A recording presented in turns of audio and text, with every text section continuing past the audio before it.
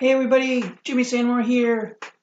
A little bit about this channel, what it's going to be moving forward. I'm going to take it back to its roots and just come on here and talk to you guys about horror movies, slashers more specifically, with reviews and rankings and cool things like that. As always, feel free to drop me a comment below with questions or topics you want me to discuss in upcoming episodes. I do read as many comments as I can, and I do reply to as many comments as I can. Feel free to email me as well or find me on social media. I will put a contact page at the end of this video so you can get all that information. This episode is going to be the first in a series of Halloween-themed videos in which I will be ranking the Halloween franchise. Before I get started, I want everybody to know and understand that these are my rankings and they might not match yours. They might match yours. It's cool if we disagree.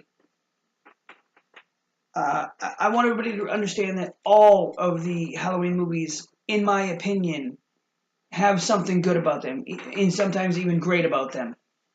So here we go.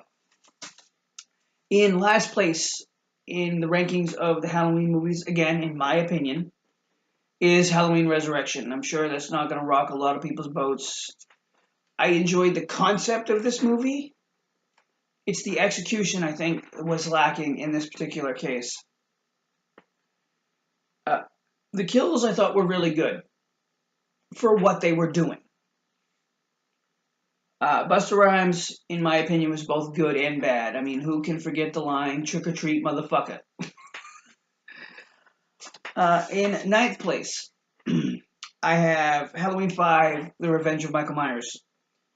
And for me and my money, this is the film that killed the franchise because they had no goddamn idea where they wanted to go in part 6. They put in the Man in Black during production. They created this character and threw him into the story, which took me out of the movie trying to figure out who this fucking guy was.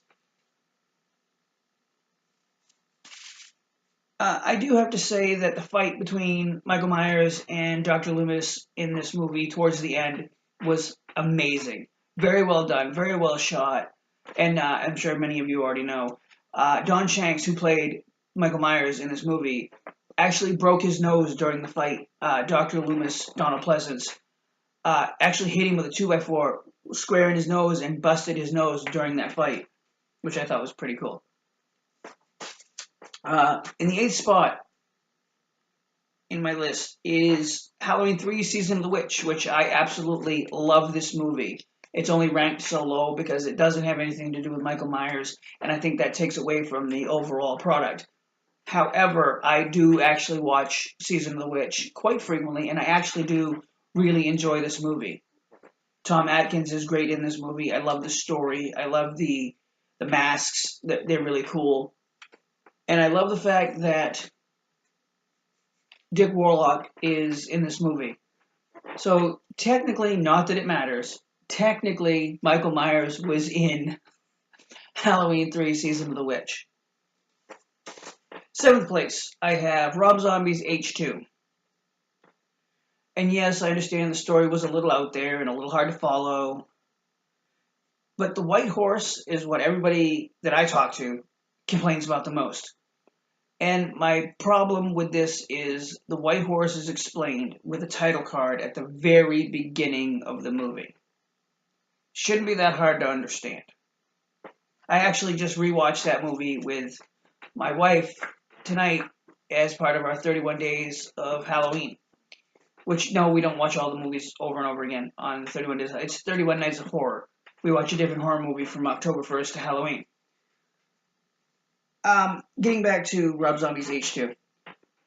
Scout Compton I thought was great as Laurie Strode. Now, I am in no way saying that she was better than Jamie Lee Curtis.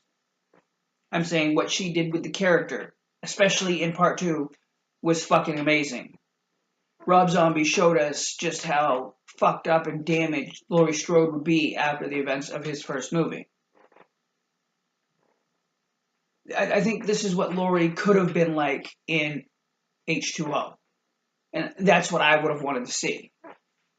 More on that later. In sixth place, I put Rob Zombie's Halloween. And I know this won't sit well with trolls and true Halloween fans. I don't even want to hear that bullshit.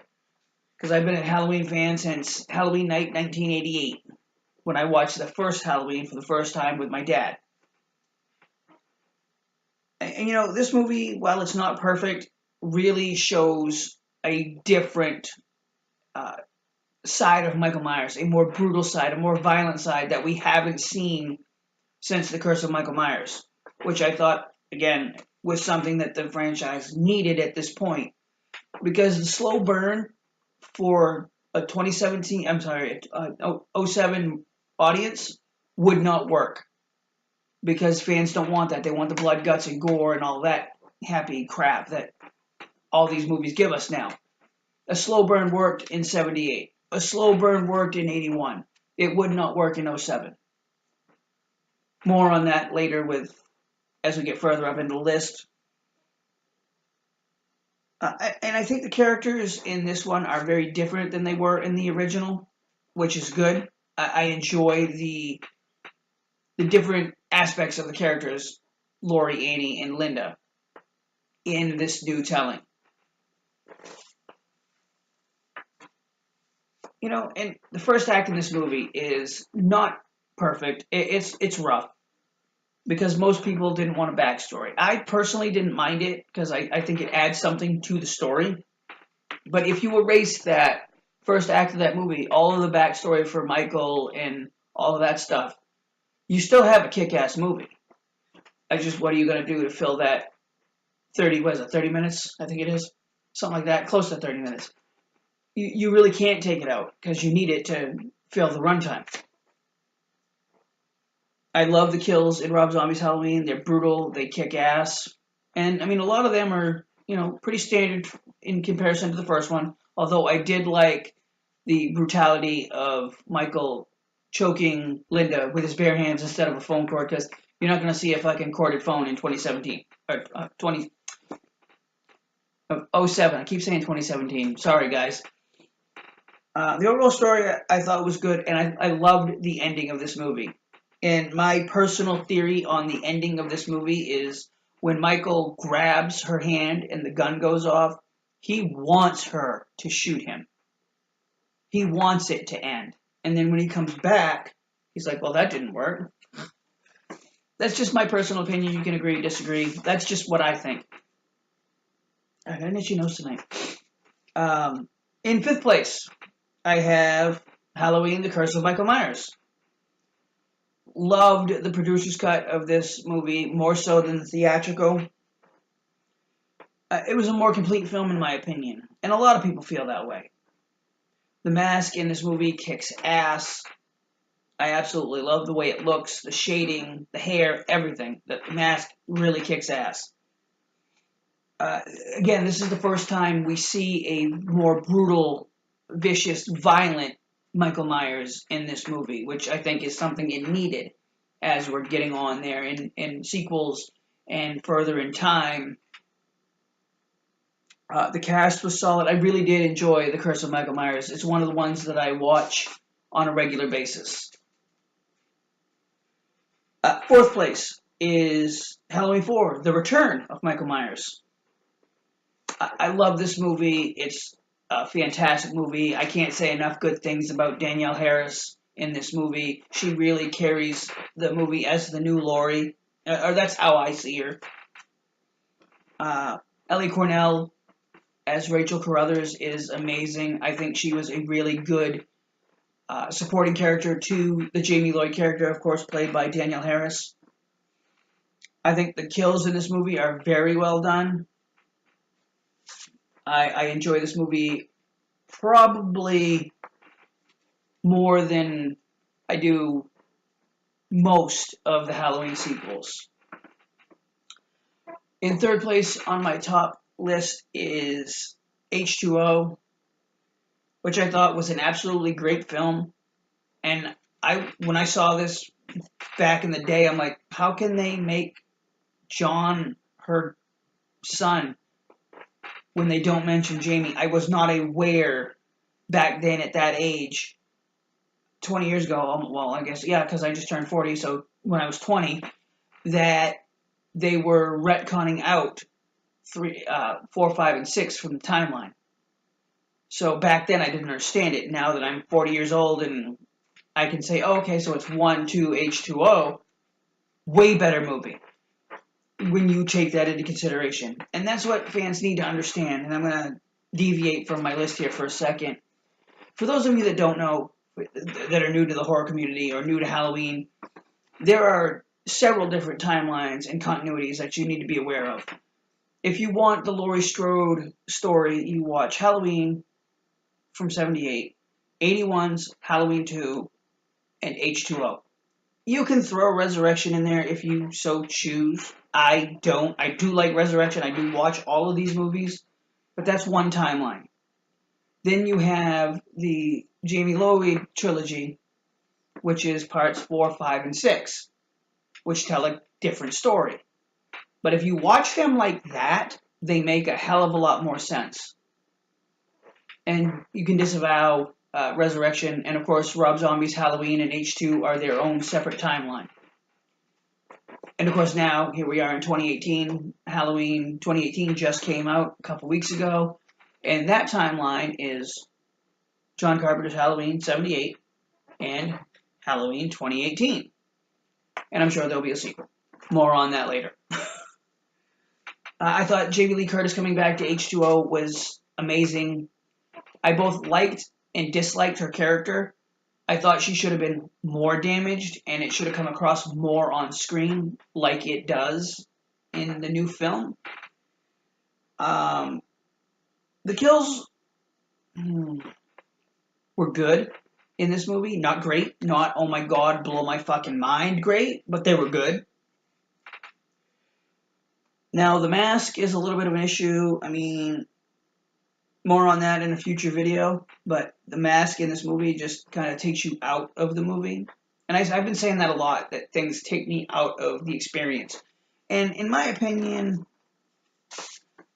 watching Halloween, any of them, is an experience. Especially if you know the continuity and you know the lore and you know and understand and respect the character of Michael Myers. Watching any other movie is watching any other movie. Watching Halloween is an experience. Now, coming in at number 2, I actually have a tie between Halloween 2, 1981, and the new Halloween 2018. I'm sure this will not sit well with fans, and that's fine. I make no qualms about having disagreements with fans. That's fine. We can disagree, we can agree, whatever. I'm not going to argue about it. This is my opinion. Halloween 2 was a brilliant film that picks up moments after the original Halloween ends, and I love that about Halloween 2. The kills were great, the characters were cool, and I really love the fact that it picks up like 1 minute later and goes forward.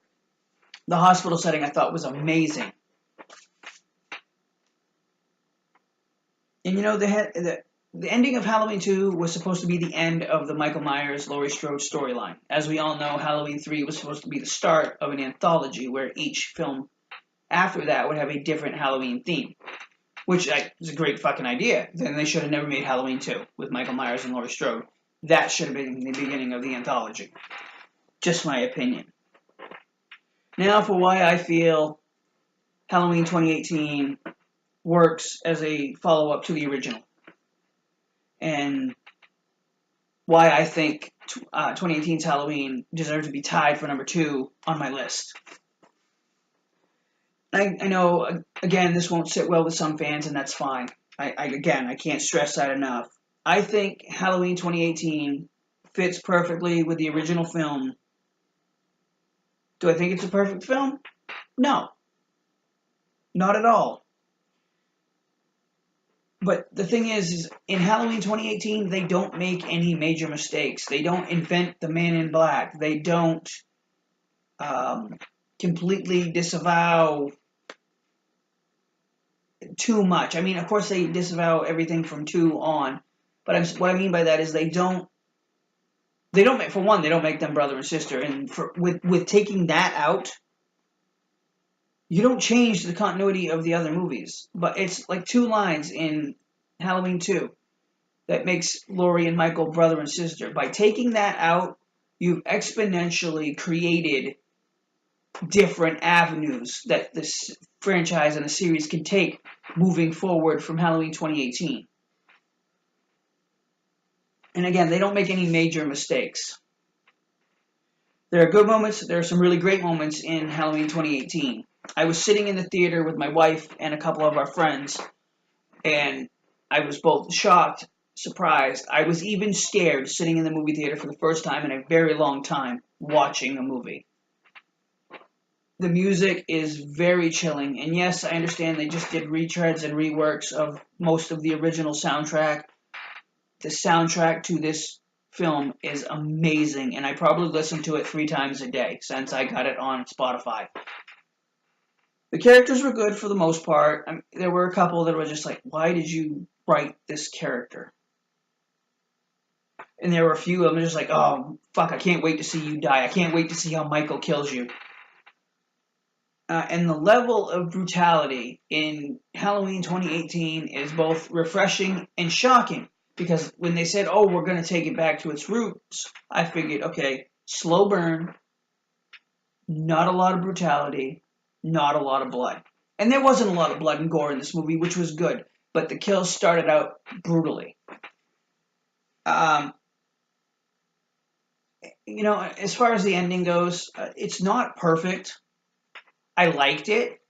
I really enjoyed the ending of this movie because it's smart and it works, and they really built up to, it's not a prison, it's a trap. That line, they really built up to it throughout the movie. And the cast, I can't say enough good things about this cast. Judy Greer, while she was dry at times, and I mean, horror's not really her thing, she's a comedic actress, but I really think a lot of her stuff worked well as she played off of Jamie Lee Curtis and Annie Matichak, who I thought was amazing in this movie, and I really hope she comes back for a sequel. And again, the ending, it wasn't perfect. Some fans liked it, some fans don't like it, but I think it worked for what they needed. And of course, number 1 on my list of ranking the Halloween franchise is John Carpenter's original 1978 masterpiece, Halloween. From the beginning to the end of this movie is a masterpiece. Yes, there are mistakes that you can see. I see them every time I watch it. I don't really care. The score, again, is fucking amazing in this movie. The cast is perfect. PJ Soles, who went on to do a bunch of horror movies, is great in this movie as Linda. Nancy Loomis was amazing as Annie. And of course, Laurie Strode, played by Jamie Lee Curtis. Spot on casting. And of course, you had Nick Castle as the Shape, who was the Shape for a few scenes in the new Halloween movie, who shared the role with James Jude Courtney, excuse me. I thought it was brilliant. Very well done. Very well played. And, and I could sit here and talk about Halloween all day long, but I've been rambling on for almost 19 minutes now. Dr. Loomis, played by the legendary, incomparable, amazing actor Donald Pleasence in the original Halloween series. Absolutely amazing. I loved Donald Pleasence in these movies, and was so sad when he passed away and couldn't do any more films. Going back to number 2 on my list, I'm glad they didn't try to use a Loomis impersonator or a Loomis.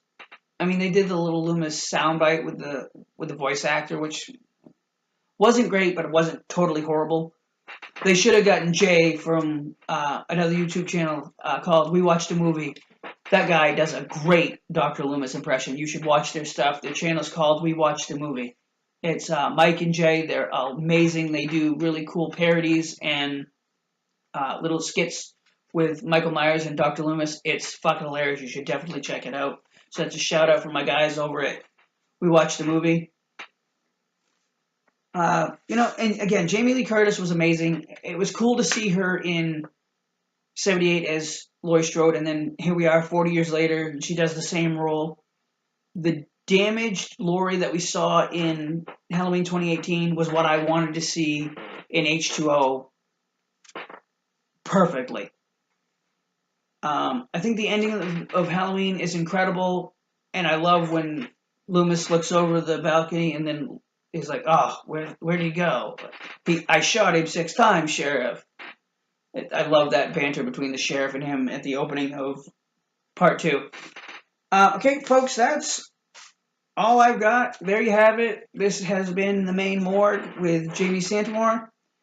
You might agree or disagree with the things I've said. Again, I'm going to stress this before I leave. It's cool with me if we disagree. I'm not going to argue with people. You like what you like. I like what I like. I don't see the point in arguing about it. I'm a Halloween fan, as you can see from my t-shirt and my hat. And I'm proud to say that. And I'm hoping if you're a Halloween fan, you're proud to say you're a Halloween fan. Alright, everybody, I'm off. I will see you guys next time with another Halloween-themed video. I believe I have 4 of them planned. Take care, everybody, and I'll see you next time.